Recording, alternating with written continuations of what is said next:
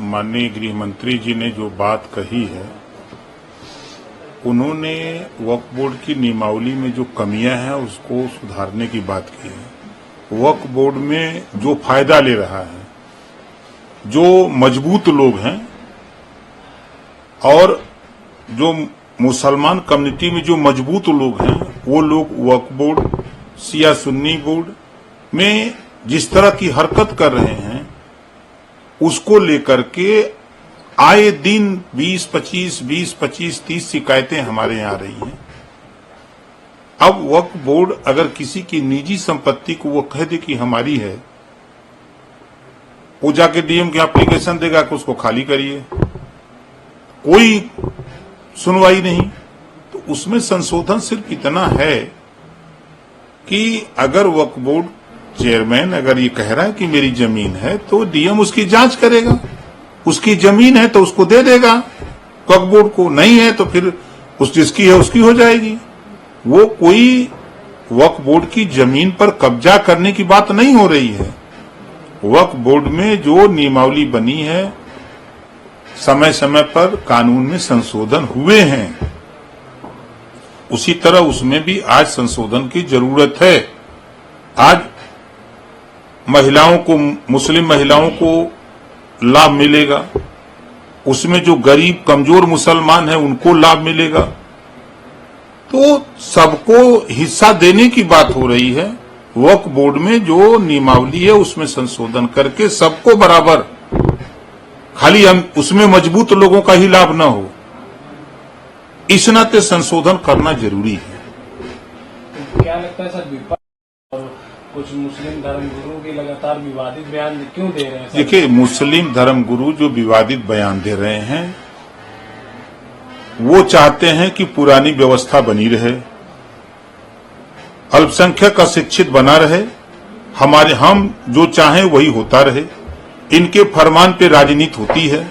हम इन धर्मगुरुओं और नेताओं दोनों से पूछना चाहता हूं कि कभी आपने अल्पसंख्यक समाज के बेहतर शिक्षा, बेहतर स्वास्थ्य, रोजगार, नौकरी की बात आपने की?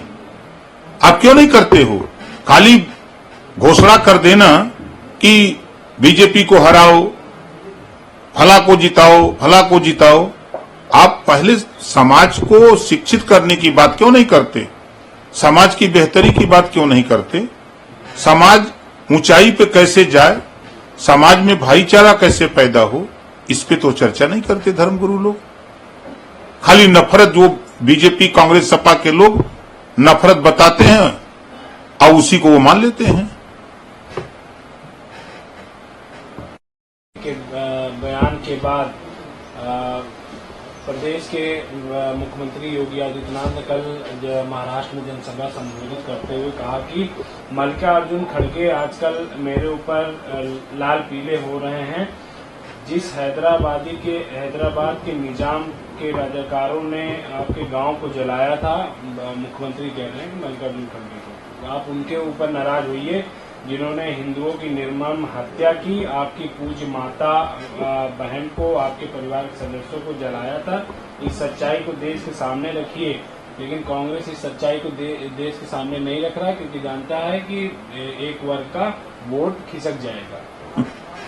देखिए, कांग्रेस सपा बसपा मुस्लिम वोट को अपने पाले में लाने के लिए तरह तरह के बयानबाजी करते रहते हैं, षड्यंत्र रचते रहते हैं। और उसी कड़ी का एक बयान जो मल्लिकार्जुन खड़गे का है, सिर्फ एक तबके को खुश करने के लिए कि वो हमारे साथ डटा रहे, और कोई नहीं है। 370 वापस लागू करने का प्रयास सदन में ला रहे हैं, और ये वही करते हैं जो पाकिस्तान चाहता है।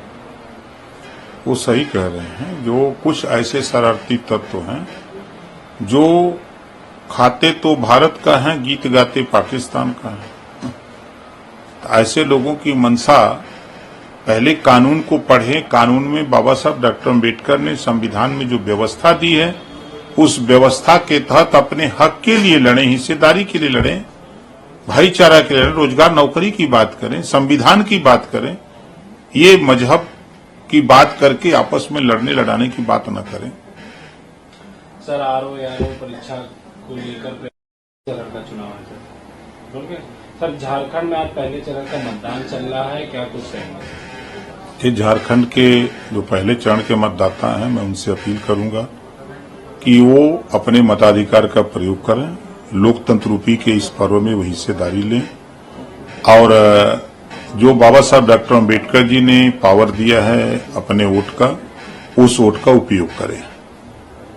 सर प्रयागराज में शिक्षकों का लगातार प्रदर्शन कर रहे हैं, क्या कहेंगे? लगातार जो सरकार से मांग कर रहे हैं, उन मांगों को आगे देखिए, किसी समस्या का समाधान बैठ करके वार्ता से होता है। धरना प्रदर्शन ठीक है, लोकतंत्र में करना चाहिए, लेकिन समाधान किसी बिंदु का बैठ करके बात से ही हल हो सकता है। तो उसके लिए यदि लोग सहमत हैं तो एक उसमें से 4-5 लोग आवे, हमको बतावे, ज्ञापन दे, जो दे देना चाहते हैं हमको दें, हम मुख्यमंत्री से मिलकर के उनकी समस्या का समाधान कराने का पूरा प्रयास करेंगे। बिना वार्ता के धरना प्रदर्शन से कुछ तो होगा नहीं। जब तक वार्ता नहीं होगी तो हम तो वार्ता के लिए तैयार हैं, सरकार वार्ता के लिए तैयार है, उनकी समस्या सुनने के लिए तैयार है, शर्तें वो मिले तब। सर उत्तर प्रदेश में देखिए, यूपी के चुनाव में हम लोग पूरी ताकत से जनता के बीच में जा रहे हैं। जनता सब जानती है कि विपक्ष जीतेगा तो वो जब कोई अपना काम लेके जाएगा तो विपक्ष यही रोना रोएगा कि हमारी सरकार नहीं है तो हम क्या काम करें। इस नाते जनता भी सत्ता पक्ष के जो लोग होते हैं, उपचुनाव ज्यादा से ज्यादा सत्ता पक्ष को लोग जिताते हैं और विपक्ष भी इस बात को जानता है कि ये चुनाव सत्ता पक्ष का होता है।